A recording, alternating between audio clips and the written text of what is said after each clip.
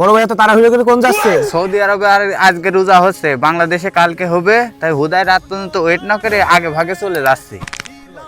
ঠিকই কইছেন ভাই, কিন্তু আমরা যে 1 মাস দেশে থাকবো না, তা আমাদের এই শয়তান এটা করবে কিটা? আমাদের কাছে এই শয়তানের দায়িত্বটা আছে, এই দায়িত্বটা পালন করবে কিটা? বুদ্ধি পাইছি ভাই, এই নেন শয়তানির দায়িত্বটা বুঝে নেন। এই 1 মাস তো আমরা দেশে থাকবো না, এই শয়তানের দায়িত্বটা ভালো করে পালন করেন।